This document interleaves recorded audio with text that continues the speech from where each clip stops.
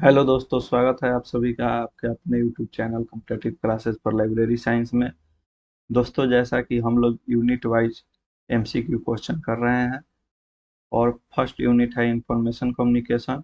और information communication का यह तीसरा सेट है। तो ज़्यादा समय नहीं लेते हुए हम लोग क्वेश्चन जल्द शुरू करेंगे। और दोस्तों, अगर आप इस चैनल पर नए हैं तो इस चैनल को सब्सक्राइब करना ना भूलें। इस चैनल को सब्सक्राइब करें, दोस्तों के बीच शेयर करें और लाइक करना ना भूलें। अगर कोई क्वेश्चन आपके मन में है तो ज़रूर कमेंट में के माध्यम से आप मुझसे पूछ सकते हैं। तो चलिए क्लास को स्टार्ट करते हैं। फर्स्ट का क्वेश्चन है, which of the following are the characteristic feature of information. निम्नलिखित में से कौन सी जानकारी की विशिष्ट विशेषताएं हैं। तो इसमें फर्स्ट ऑप्शन है आपका, communication involves exchange of idea fact and opinion. यानी कम्युनिकेशन में आइडिया फैक्ट्स और अपनी ओपिनियन का आदान प्रदान होता है। सेकेंड ऑप्शन है, communication involves both information and understanding. Communication में इंफॉर्मेशन और अंडरस्टैंडिंग दोनों ही इन्वॉल्व होती है। ऑप्शन सी है, communication is a continuous process. Communication जो है वह एक कंटिन्यूअस प्रोसेस है। डी ऑप्शन है, communication is a circular process. तो दोस्तों, ए ऑप्शन में है A, B and D are correct. B option है A, C and D are correct. C option है A and D are correct. और D option है A, B and C are correct. दोस्तों, इसका सही उत्तर डी हो जाएगा। इसमें ए, बी और सी तीनों ही ऑप्शन सही हैं। चलिए नेक्स्ट क्वेश्चन करते हैं। The protection of non personal data in transborder data flow, जिसे टीडीएफ भी कहा जाता है शॉर्ट फॉर्म में, uses which of the flowing legal instructor instruments. Transborder data flow में गैर व्यक्तिगत डेटा की सुरक्षा निम्नलिखित में से किस कानूनी उपकरण का उपयोग करती है। ए ऑप्शन है कॉपीराइट, बी ऑप्शन है पेटेंट, सी ऑप्शन है बैंडविड्थ और डी ऑप्शन है ट्रेडमार्क। तो ए ऑप्शन में आपका दिया हुआ A and B are correct. B option में दिया हुआ है A, B, D correct. And C option में दिया हुआ है B, C and D are correct. And D option में दिया हुआ है B and D are correct. तो इधर देखते हैं, ट्रांसपोर्टर डेटा फ्लो में कौन सी कानूनी उपकरण का उपयोग होता है। तो फर्स्ट ए ऑप्शन है कॉपीराइट, तो कॉपीराइट का प्रयोग होता है। बी ऑप्शन है पेटेंट, पेटेंट का भी प्रयोग होता है। सी ऑप्शन है बैंडविड्थ, इसका प्रयोग नहीं होता है। और डी ऑप्शन है ट्रेडमार्क, ट्रेडमार्क का भी प्रयोग पीडीएफ में किया जाता है। अतः इसका सही उत्तर A, B and D are correct होगा, जो कि ऑप्शन 2 में है। अतः इस प्रश्न का सही उत्तर ऑप्शन बी हो जाएगा। Next question, which of the following are formal channel of information communication. तो इसमें क्वेश्चन कहता है कि निम्नलिखित में से कौन सा सूचना संचार के औपचारिक चैनल है। ए ऑप्शन है patent and standards, B option है conservation and invisible college, C option है correspondence and personal discussion, D option है research reports and journal articles. तो इसका पेटेंट एंड स्टैंडर्ड जो होती है वह सूचना और संचार के औपचारिक चैनल में से एक है। तो इसका ऑप्शन ए जरूर होगा। और बी ऑप्शन में है कंजर्वेशन एंड इनविजिबल कॉलेज, तो ये सूचना संचार के औपचारिक चैनल नहीं है बल्कि यह अनौपचारिक चैनल के नॉन।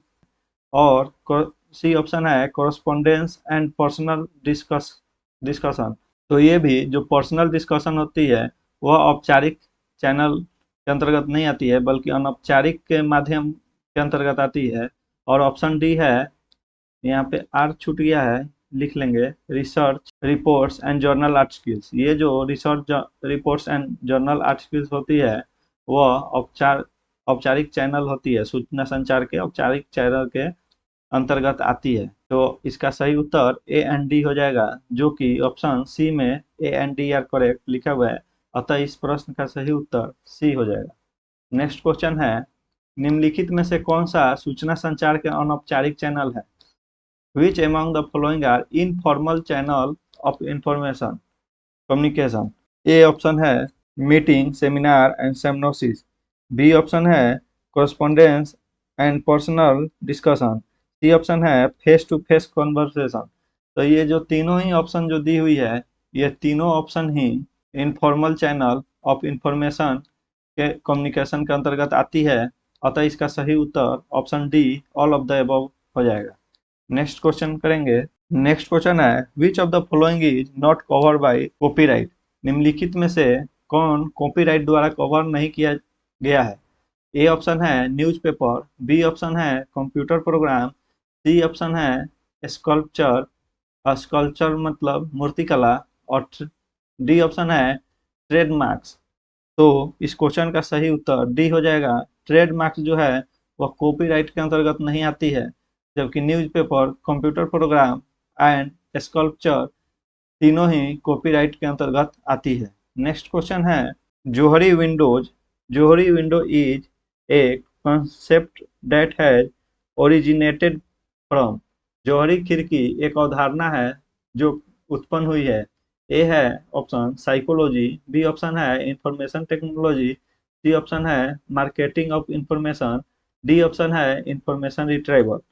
दोस्तों इसका सही उत्तर ए हो जाएगा। जौहरी विंडो जो होती है वह साइकोलॉजी से उत्पन्न हुई है। साइकोलॉजी की ही एक अवधारणा है जिसे हम जौहरी विंडो कहते हैं। ये इंफॉर्मेशन टेक्नोलॉजी नहीं है, मार्केटिंग ऑफ इंफॉर्मेशन भी नहीं है, और इंफॉर्मेशन रिट्राइवल के भी अंतर्गत नहीं आती है। अतः जौहरी खिड़की एक साइकोलॉजिकल अवधारणा से उत्पन्न हुई है। नेक्स्ट क्वेश्चन है who is the author of famous book third wave. Third wave पुस्तक की लेखक कौन है?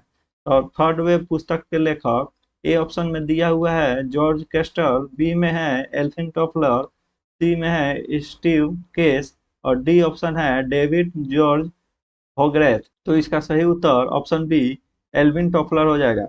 एल्विन टॉफलर ने 1980 ईस्वी में प्रसिद्ध पुस्तक थर्ड वेव लिखी थी, और इन्होंने ही एक दूसरी पुस्तक लिखी थी जिसकी नाम है दी फ्यूचरिस्ट। दी फ्यूचरिस्ट, और ये पुस्तक इन्होंने 1972 ईस्वी में लिखी थी। नेक्स्ट क्वेश्चन करेंगे। नेक्स्ट क्वेश्चन है patent is a legal document which establishes a legal agreement between. इसका पेटेंट एक कानूनी दस्तावेज है जो कि बीच एक कानूनी समझौता स्थापित करती है। किसके किसके बीच में कानूनी समझौता स्थापित करती है, क्वेश्चन का कहने का अर्थ है। अतः इसका ए ऑप्शन है inventor and editor, second option है inventor and publisher, C option है इन्वेंटर एंड यूजर, और डी ऑप्शन है इन्वेंटर एंड गवर्नमेंट। तो यह इन्वेंटर और गवर्नमेंट के बीच में पेटेंट जो होती है एक कानूनी दस्तावेज होती है जो इन्वेंटर जो कि किसी चीज को इन्वेंट करता है और गवर्नमेंट के बीच में एक कानूनी समझौता होती है। अतः इसका सही उत्तर ऑप्शन डी हो जाएगा। नेक्स्ट क्वेश्चन करेंगे trans border data flow means. Trans border data flow का क्या अर्थ होता है? तो ए ऑप्शन में है free flow of information between countries, B option है exchange of documents between countries, C option है exchange of electronic information between countries, और डी है follow of data between countries. तो दोस्तों इसका सही उत्तर ऑप्शन सी हो जाएगा, exchange of electronic information between countries, TBD, trans border data flow, यानी इसका शॉर्ट फॉर्म TDF के अंतर्गत आती है। नेक्स्ट क्वेश्चन करेंगे। नेक्स्ट क्वेश्चन है दी papyrus as the earliest writing materials was mainly used bye.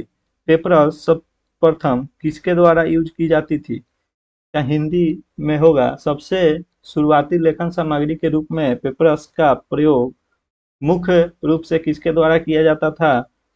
First A option है Egyptians के द्वारा किया जाता था, या बी ग्रीक, सी ऑप्शन है सुमेरियंस, डी ऑप्शन है बेबीलोनी।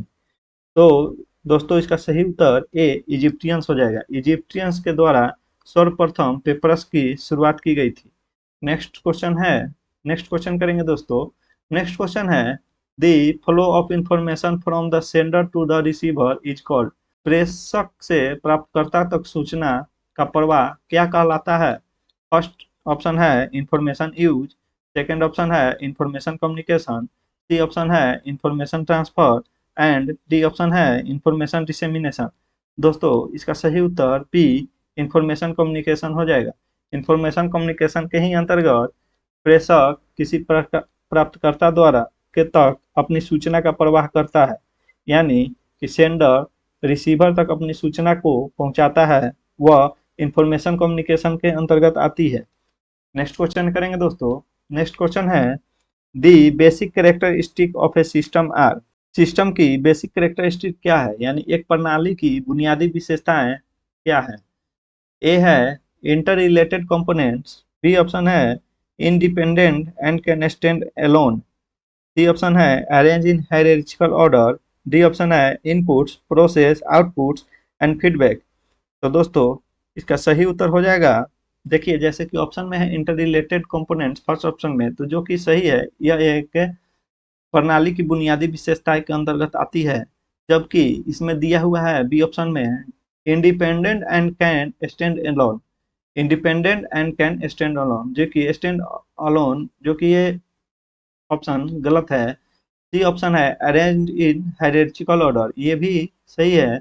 और डी ऑप्शन है inputs process outputs and feedback, ये भी सही है, क्योंकि किसी भी सिस्टम की जो कैरेक्टरिस्टिक होती है उसमें इनपुट प्रोसेस, इनपुट मतलब होता है कि कोई मैसेज दिया गया, बीच में प्रोसेस होती है और एक मैसेज को आउटपुट द्वारा प्राप्त किया जाता है, और वो मैसेज का जो फीडबैक होता है वो प्राप्तकर्ता द्वारा दिया जाता है। तो अतः ए बी और ए सी और डी सही है, अतः इसका सही उत्तर option C A C and D are correct हो जाएगा। नेक्स्ट क्वेश्चन है दोस्तों, invisible college are an example of, invisible college जो होती है किसका उदाहरण है? इनविजिबल कॉलेज मतलब अदृश्य कॉलेज होता है। ए ऑप्शन है फॉर्मल कम्युनिकेशन, बी है वर्बल कम्युनिकेशन, सी ऑप्शन है रिटन कम्युनिकेशन और डी ऑप्शन है इनफॉर्मल कम्युनिकेशन। तो जो इनविजिबल कॉलेज है वह इनफॉर्मल कम्युनिकेशन के अंतर्गत आती है, अतः इस प्रश्न का सही उत्तर डी हो जाएगा। नेक्स्ट क्वेश्चन करेंगे, which of the following is not an advantage of written communication over oral communication, निम्नलिखित में से कौन सा मौखिक संचार पर लिखित संचार का लाभ नहीं है? इसका प्रथम एक ऑप्शन है it is permanent record, B option है more accurate than oral communication, C option है एसेसिबल टू द इलिटरेट और डी ऑप्शन है प्रोवाइड्स टेंजिबल लीगल एविडेंस। तो दोस्तों इसका सही उत्तर सी हो जाएगा, एसेसिबल टू द इलिटरेट जो है, एसेसिबल टू द इलिटरेट जो है यह मौखिक संचार पर लिखित संचार का लाभ नहीं है, जबकि लिखित संचार जो होती है वह एक परमानेंट रिकॉर्ड होती है, वह लिखित रूप में होती है और मोर एक्यूरेट होती है ओरल कम्युनिकेशन से। ओरल कम्युनिकेशन अगर हम कोई बातें बोलते हैं तो उसे आदमी जल्द भूल जाएगी, लेकिन जो चीज लिखित होती है वो एक्यूरेट होती है, उसे हम संभाल कर रख सकते हैं। डी ऑप्शन में है प्रोवाइड टेंजिबल लीगल एविडेंस, और ये भी ऑप्शन सही है, जबकि सी ऑप्शन है एसेसिबल टू द इलिटरेट, माने ये अशिक्षित लोगों के लिए एसेसिबल होती है जो लिखित संचार है। तो जो ये गलत ऑप्शन है, अतः इसका सही उत्तर ऑप्शन सी हो जाएगा। नेक्स्ट क्वेश्चन करेंगे दोस्तों, the concept of invisible college was put forth by, अदृश्य कॉलेज की अवधारणा किसके द्वारा प्रस्तुत की गई थी? तो ए ऑप्शन है डॉक्टर एस आर रंगनाथन द्वारा, बी ऑप्शन है एम बी लाइन द्वारा, सी है डेरेक डी सोला प्राइस द्वारा अथवा D option J H Shera द्वारा। तो सही उत्तर इसका C Derek de Solla Price हो जाएगा, जिन्होंने एक पुस्तक लिखी थी जिसका नाम है लिटिल साइंस बिग साइंस। इनकी पुस्तक का नाम है लिटिल साइंस। ये पुस्तक 1963 ईस्वी में लिखी गई थी और इनके लेखक थे डेरेक डी सोला प्राइस। और अच्छा, और एक और बात बताते हैं आप सभी को, जो इनविजिबल कॉलेज की अवधारणा थी वह 1972 ईस्वी में 1972 ईस्वी में इनविजिबल कॉलेज की अवधारणा डियाना क्रेन और डेरेक डी सोला प्राइस दोनों ने मिलकर दी थी। नेक्स्ट क्वेश्चन है दोस्तों, entropy is a measure of, entropy किसका एक उदाहरण है? जिसका फर्स्ट ए ऑप्शन है degree of relevance of information, B option है quantity of irrelevant information, C है degree of uncertainty in information और डी ऑप्शन है degree of certainty in information. दोस्तों इसका सही उत्तर सी हो जाएगा, degree of uncertainty in information को हम एंट्रोपी का एक उदाहरण मानते हैं, अतः सी सही उत्तर हो जाएगा। नेक्स्ट क्वेश्चन करेंगे, द मेजर ऑफ सर्टेनिटी और प्रिडिक्टेबिलिटी इज कॉल्ड एज, निश्चितता या पूर्वानुमेयता के माप को क्या कहा जाता है? इसका ऑप्शन है ए इंट्रोपी, बी फीडबैक, सी रिडंडेंसी और डी डिस्टॉर्शन। दोस्तों इसका सही उत्तर सी रिडंडेंसी सही उत्तर हो जाएगा। यह निश्चितता या पूर्वानुमेयता के माप को रिडंडेंसी कहा जाता है, अतः इसका सही उत्तर सी रिडंडेंसी हो जाएगा। नेक्स्ट क्वेश्चन है arrange the following in proper order. यह जो निम्नलिखित में ए बी और सी डी कर दी गई है उसे उचित क्रम में व्यवस्थित करना है। तो फर्स्ट ए ऑप्शन में सोर्स दिया हुआ है, फिर मैसेज है, रिसीवर है, चैनल है। तो इसको सही क्रम में सजाएंगे तो सबसे पहले सोर्स आती है, उसके बाद मैसेज आती है, और मैसेज कैसे भेजा जाता है तो एक चैनल के माध्यम से भेजा जाता है। तो इसके बाद चैनल आ जाएगी और चैनल के बाद ऑप्शन सी रिसीवर आ जाएगी। तो इसका सही क्रम होगा सोर्स, मैसेज, चैनल, रिसीवर। तो देखेंगे सोर्स ए ऑप्शन में है, मैसेज बी ऑप्शन में है और ये चैनल डी ऑप्शन में है, जबकि रिसीवर सी ऑप्शन में है। तो A B D C option A में है, अतः इस प्रश्न का सही उत्तर ऑप्शन ए हो जाएगा। नेक्स्ट क्वेश्चन करेंगे in which of the following mode each packet of a message need not follow the same path from a sender to receiver. निम्नलिखित में से किस मोड में संदेश के प्रत्येक पैकेट को प्रेषक से रिसीवर तक एक समान पथ का अनुसरण करने की आवश्यकता नहीं है। ए ऑप्शन में है सर्किट स्विचिंग, बी ऑप्शन है मैसेज स्विचिंग, सी ऑप्शन है a virtual approach to packet switching, D option है datagram approach to packet switching. दोस्तों इस प्रश्न का सही उत्तर डी हो जाएगा, datagram approach to packet switching.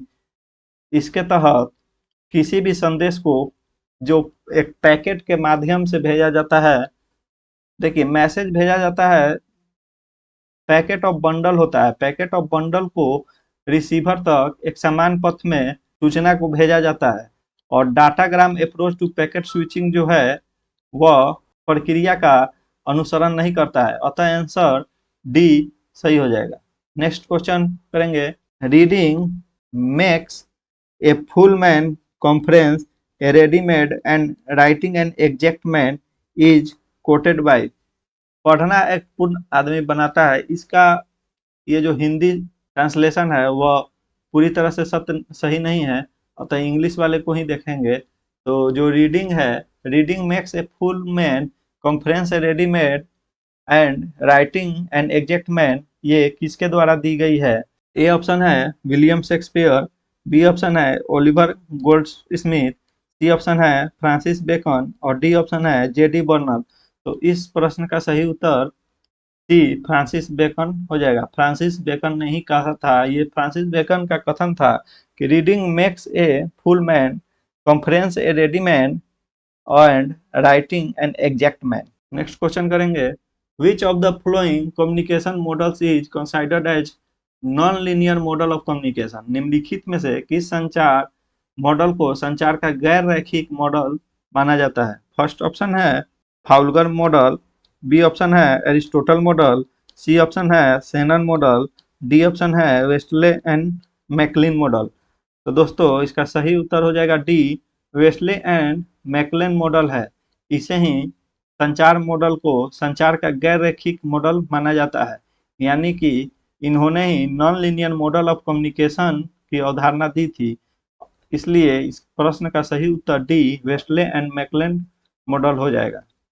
Next question करेंगे communication via new media such as computers, teleshopping, internet and mobile telephone is termed as. Computer, teleshopping, internet और मोबाइल टेलीफोनी जैसी नए मीडिया के माध्यम से संचार को क्या कहा जाता है? इसका सही में ऑप्शन ए है डेवलपमेंट कम्युनिकेशन, बी है इंटरेक्टिव कम्युनिकेशन, सी है इंटरटेनमेंट और डी ऑप्शन है कम्युनिटेरियन। तो दोस्तों इसका सही उत्तर बी इंटरेक्टिव कम्युनिकेशन हो जाएगा। ये जितनी भी ऊपर दी गई है मीडिया जैसे कि computer, teleshopping, internet, mobile telephone, ये सब इंटरेक्टिव कम्युनिकेशन के अंतर्गत आती है, अतः इस प्रश्न का सही उत्तर बी हो जाएगा। नेक्स्ट क्वेश्चन है who proposed the term global village. Global village शब्द का प्रस्ताव किसने दिया था?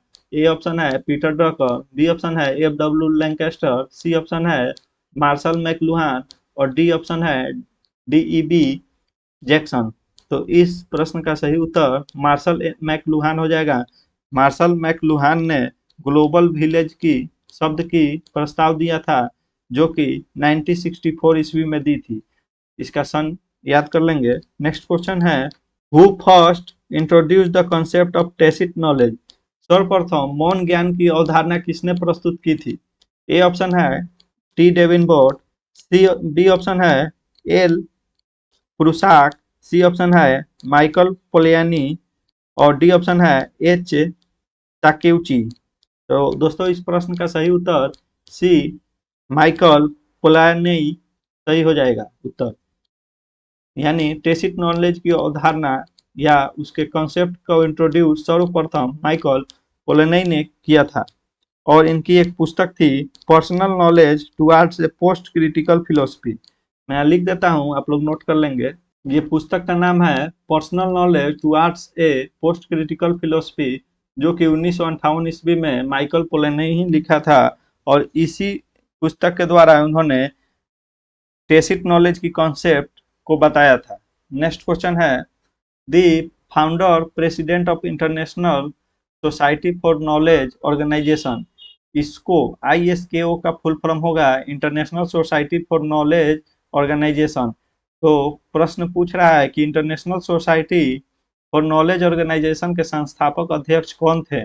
जिसका प्रथम ए ऑप्शन है S R Ranganathan, B option है इंगट डेलबर्ग, सी ऑप्शन है BC बेकरी और डी ऑप्शन है F.W. लैंकास्टर। तो इस प्रश्न का सही उत्तर बी हो जाएगा।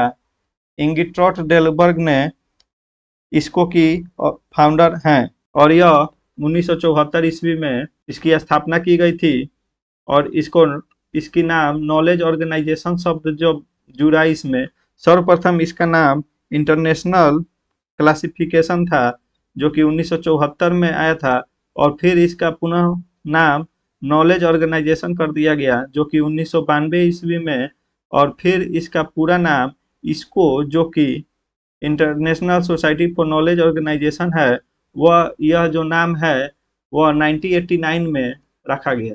नेक्स्ट क्वेश्चन करेंगे, निम्नलिखित में से कौन सा ज्ञान कुछ मीडिया में व्यक्त संहिताबद्ध और संग्रहित किया जा सकता है?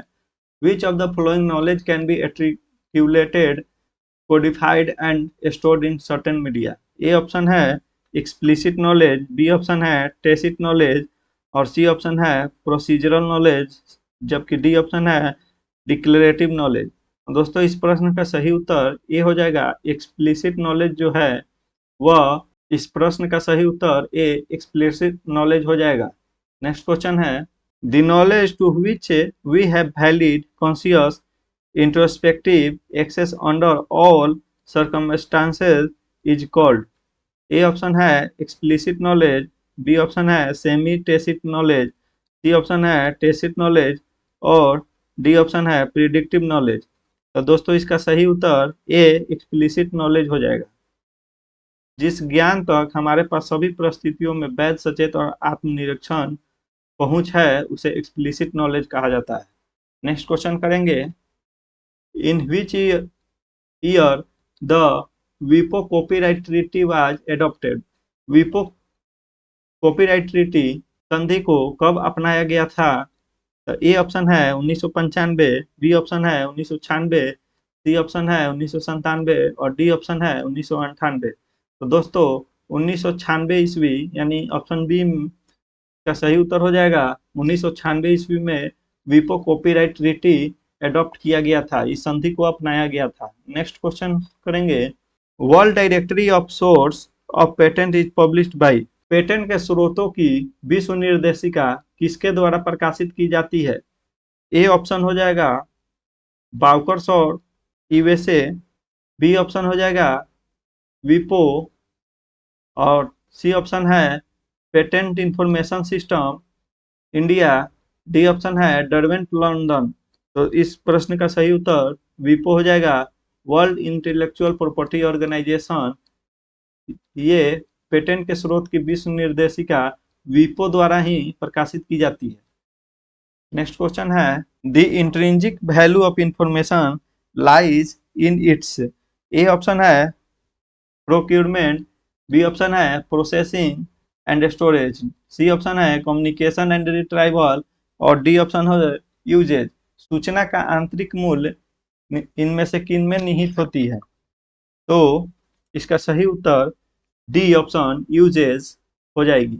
यूजेज में सूचना का आंतरिक मूल्य निहित होती है। यूजेज मीन्स प्रयोग। नेक्स्ट क्वेश्चन है intellectual property right IPR protects the user of information and ideas that are of. A option है इथिकल वैल्यू, बी ऑप्शन है मोरल वैल्यू, सी ऑप्शन है सोशल वैल्यू और डी ऑप्शन है commercial value. तो जो है IPR intellectual property right है वह यूजर्स की इंफॉर्मेशन और आइडिया का जो कमर्शियल वैल्यू होती है उसे प्रोटेक्ट करते हैं। कमर्शियल वैल्यू का मीन्स हो गया हम किसी भी जो आइडिया के द्वारा किसी इंफॉर्मेशन का उत्पादन करते हैं उसके द्वारा जो हम धन कमाते हैं और वह जो आइडिया है दूसरा कोई चोरी नहीं कर ले, वह इंटेलेक्चुअल प्रॉपर्टी राइट के अंतर्गत आती है और यह कमर्शियल वैल्यू के अंतर्गत आएगी। अतः इसका सही उत्तर कमर्शियल वैल्यू हो जाएगी। नेक्स्ट क्वेश्चन है Indian patent act 1970 was largely based on the recommendation of. जो इंडियन पेटेंट एक्ट 1970 में आई थी वह किसकी सिफारिशों पे आधारित था? ए ऑप्शन है N Raja Gopala Ayyangar committee, B option है G Bala Subramaniam committee, C option है राधा कृष्णन कमिटी और डी ऑप्शन है the A S Sengar committee. तो इस प्रश्न का सही उत्तर A N Raja Gopala Ayyangar committee हो जाएगी। जो इंडियन पेटेंट एक्ट इसकी मुख्यालय जो है नागपुर में स्थित है। नेक्स्ट क्वेश्चन करेंगे arrange the following act according two year of enactment. तो इसे हम जितनी भी ये अधिनियम आई है उसे हम क्रम में सजाएंगे। तो कॉपीराइट एक्ट जो है वह 1957 ईस्वी में आई थी।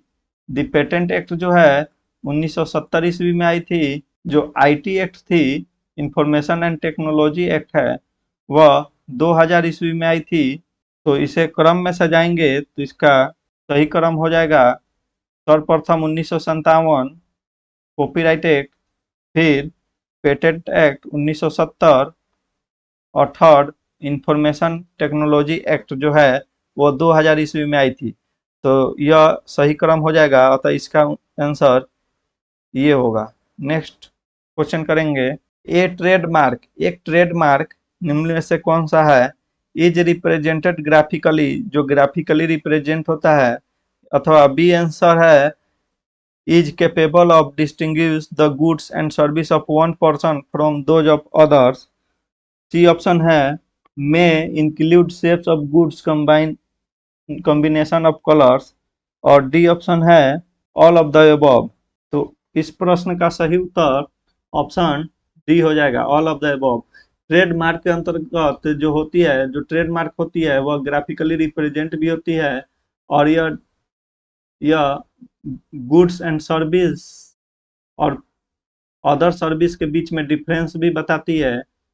मे include shapes of goods and combination of colours भी एक ट्रेडमार्क निर्धारण करती है। अतः इसका सही उत्तर D all of the above हो जाएगा। नेक्स्ट क्वेश्चन है the symbol of Maharaja of air India is an example of.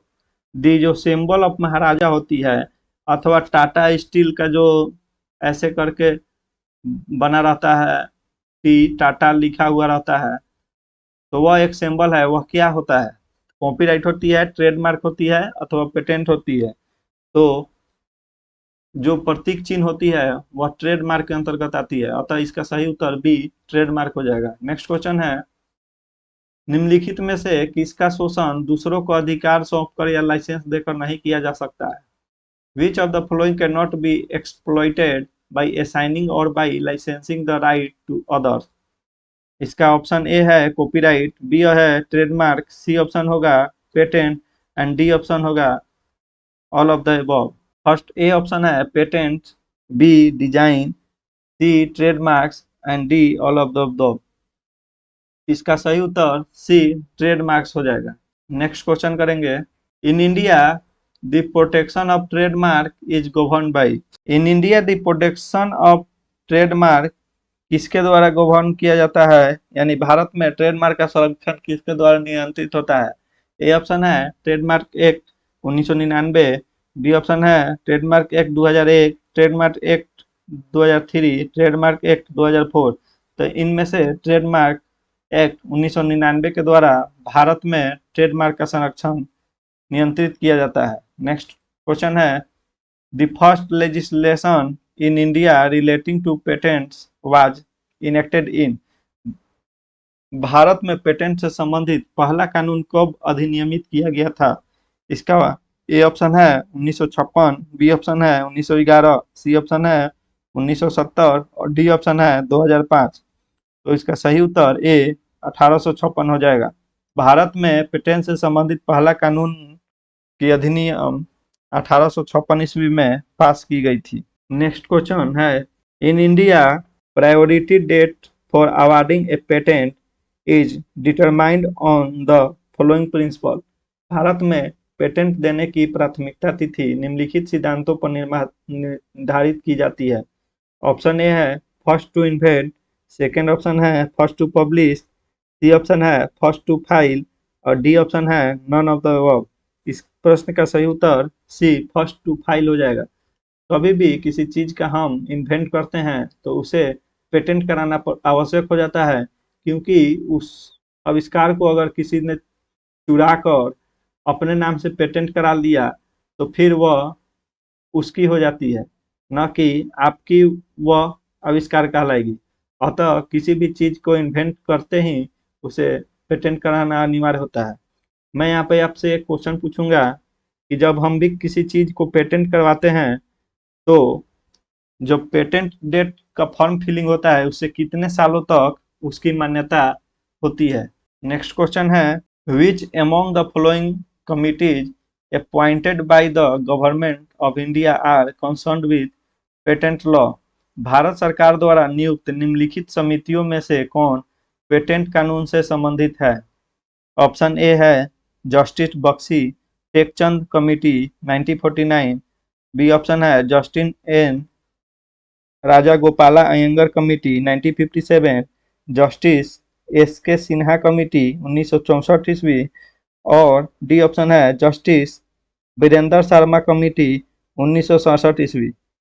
तो इसमें जो भारत सरकार द्वारा नियुक्त समिति है वह जस्टिस बख्शी टेकचंद कमेटी 1949 और जस्टिस एन राजा गोपाली अयंगर कमेटी 1957 यह पेटेंट कानून से संबंधित है, जबकि सिन्हा कमेटी और वीरेंद्र शर्मा कमेटी पेटेंट कानून से संबंधित नहीं है। अतः इस प्रश्न का सही उत्तर A and B are correct, यानी ऑप्शन ए सही उत्तर हो जाएगा। नेक्स्ट क्वेश्चन करेंगे the Indian patent rules was brought into force from. भारतीय पेटेंट नियम कब से लागू किए गए थे। ऑप्शन ए है 20 मार्च 1972, बी ऑप्शन है 20 अप्रैल 1972, सी ऑप्शन है 20 मई 1972 और डी ऑप्शन है 20 जून 1972। तो इस प्रश्न का सही उत्तर बी 20 अप्रैल 1972 हो जाएगा। भारतीय पेटेंट नियम 20 अप्रैल 1972 से लागू हुई थी। Next question the owner of a patent can grant license to. Patent का मालिक लाइसेंस दे सकता है। ए ऑप्शन है इंडिविजुअल्स ओनली, बी ऑप्शन है registered companies only, C option है anyone on mutually agreed terms और डी ऑप्शन है गवर्नमेंट एंटिटीज ओनली। तो इसका सही उत्तर सी हो जाएगा anyone on mutually agreed terms. जो टर्म एंड कंडीशन होता है उसके आधार पर पेटेंट का मालिक उसे लाइसेंस दे सकता है, किसी को भी लाइसेंस दे सकता है। नेक्स्ट क्वेश्चन है in quid pro quo is relation to patent stand for. देखिए क्विड प्रो क्यो में जो क्यो है वह पेटेंट के संबंध में उसका क्या अर्थ है, क्यो का अर्थ क्या है। तो ए ऑप्शन है knowledge disclose to the public, B option है exclusive privilege of making selling and using the invention, और सी है monopoly granted for the term of the patent, और डी ऑप्शन है नॉन ऑफ द अबव। तो इस प्रश्न का सही उत्तर सी हो जाएगा। जो monopoly granted for the term of the patent होता है उसी को हम क्यो के नाम से भी जानते हैं, यानी क्यो का अर्थ monopoly granted for the term of the patent हो जाएगा। तो इसका सही उत्तर C monopoly granted for the term of the patent हो जाएगा। Next question, patent is a form of, patent किसका एक रूप है?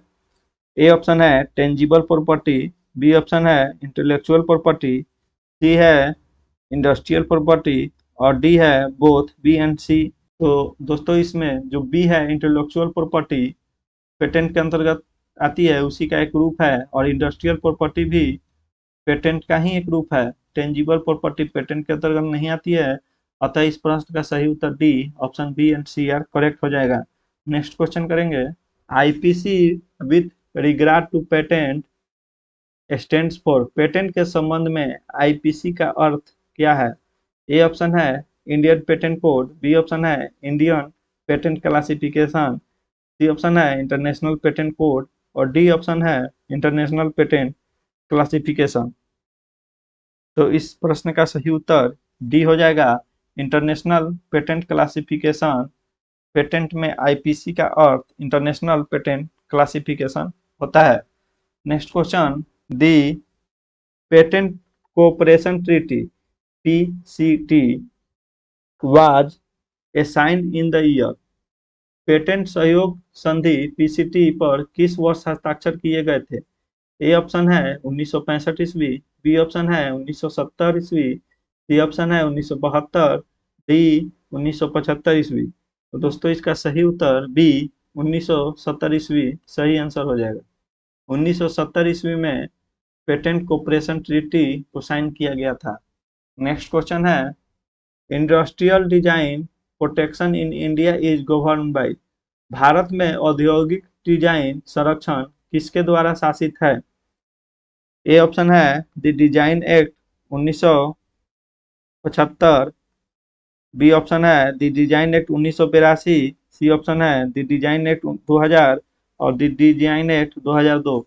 तो जो भारत में औद्योगिक डिजाइन संरक्षण द डिजाइन एक्ट 2000 के द्वारा शासित है, अतः इस प्रश्न का उत्तर सही सी हो जाएगा। नेक्स्ट दोस्तों ये अंतिम क्वेश्चन था, और थैंक यू मेरे इस वीडियो को देखने के लिए। और अगर यह प्रश्न जो एमसीक्यू थी अगर आप सभी को अच्छी लगी हो तो कृपया इस चैनल को सब्सक्राइब करना ना भूलें, और अपने दोस्तों के बीच में अधिक से अधिक शेयर करें, लाइक करें, और कोई भी क्वेश्चन आपके मन में डाउट हो तो कृपया कमेंट के माध्यम से वो हमसे पूछ सकते हैं। Thank you very much.